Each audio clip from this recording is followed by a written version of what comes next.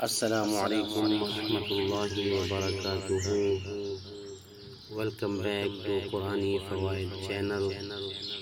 دنیا میں رہنے والے تمام دوستوں کو قرآنی فوائد چینل کی طرف سے خوش آمدید۔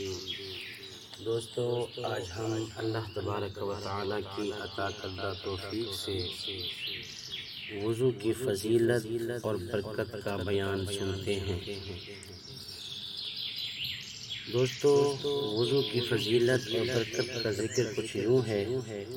حضور سرور کائنات صلی اللہ تعالی علیہ وسلم نے وضو کی فضیلت اور برکت کا ذکر کرتے ہوئے فرمایا کہ میں قیامت کے روز اپنی امت کے لوگوں کو پہچان لوں گا۔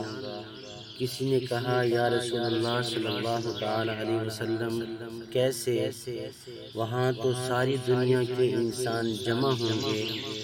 فرمایا، میری امت کی ایک پہچان یہ ہوگی کہ وضو کی وجہ سے میری امت کے چہرے اور ہاتھ پاؤں جگمگا رہے ہوں گے۔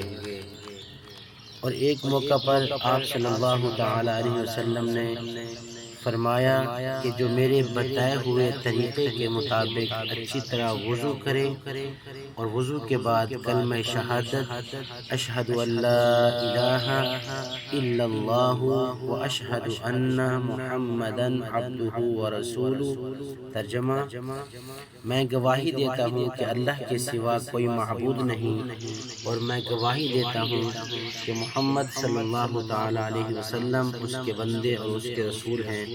تو فرمایا، جو شخص وضو کے بعد اس طرح پڑھے گا، اس کے لیے جنت کے 8 دروازے کھول دیے جائیں گے، وہ جس دروازے سے چاہے جنت میں داخل ہو جائے۔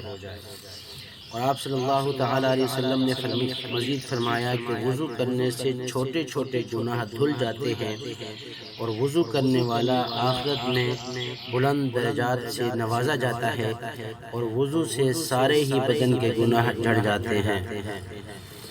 اور ایک موقع پر آپ صلی اللہ تعالی علیہ وسلم نے وضو کو ایمان کی علامت قرار دیا۔